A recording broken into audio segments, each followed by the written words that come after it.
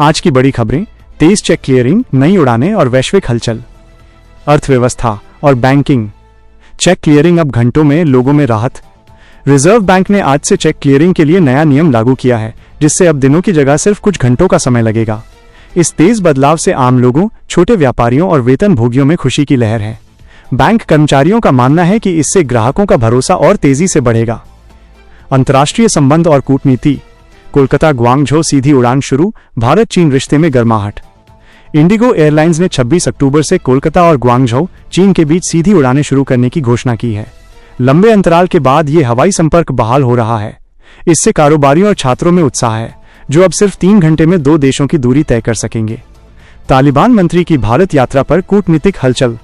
भारत आने वाले पहले तालिबान मंत्री को लेकर कूटनीतिक गलियारों में गहमा गहमी है।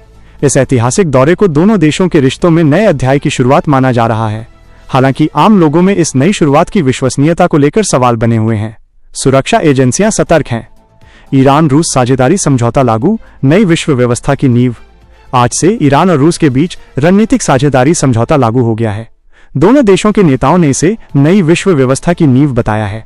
पश्चिमी देशों में चिंता है, वहीं तेहरान में लोग सड़कों पर इसे वैश्विक समर्थन के रूप में मना रहे हैं। गाजा वार्ता फिर शुरू, हिंसा पीड़ितों को उम्मीद। कतर ने अमेरिका और मिस्र के साथ मिलकर गाजा संघर्ष को लेकर नई शांति वार्ता शुरू करने की घोषणा की है।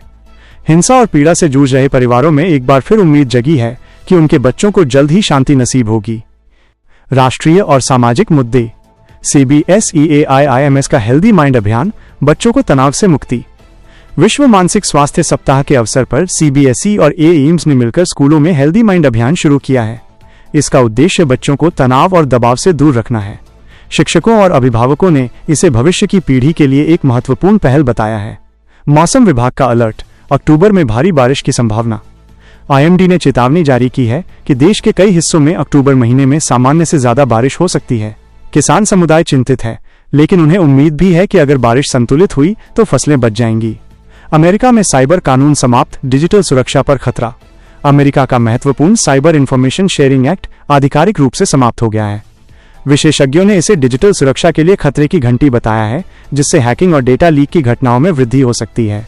नागरिकों में अपनी प्राइवेसी को लेकर भय है। दुर्घटना और कला संस्कृति। ट्रैजिकली मुंबई में दर्दनाक हादसा, अवसादग्रस्त युवक ने जान दी। मुंबई के कांदिवली इलाके में एक 34 वर्षीय युवक ने 19 मंजिला इमारत से कूदकर आत्महत्या कर ली। पुलिस ने बताया कि युवक गंभीर अवसाद से जूझ रहा था। पड़ोसियों ने दुख व्यक्त किया, क्योंकि वो हमेशा मुस्कुराता रहता था। पटना में कजाकिस्तान के तुमार डांस ग्रुप ने जीता दिल। आज शाम पटना के रविंद्र भवन में कजाकिस्तान के तुमार ऑल गर्ल्स डांस ग्रुप ने शानदार प्रस्तुति दी। दर्शकों ने खड़े होकर कलाकारों का अभिवादन किया।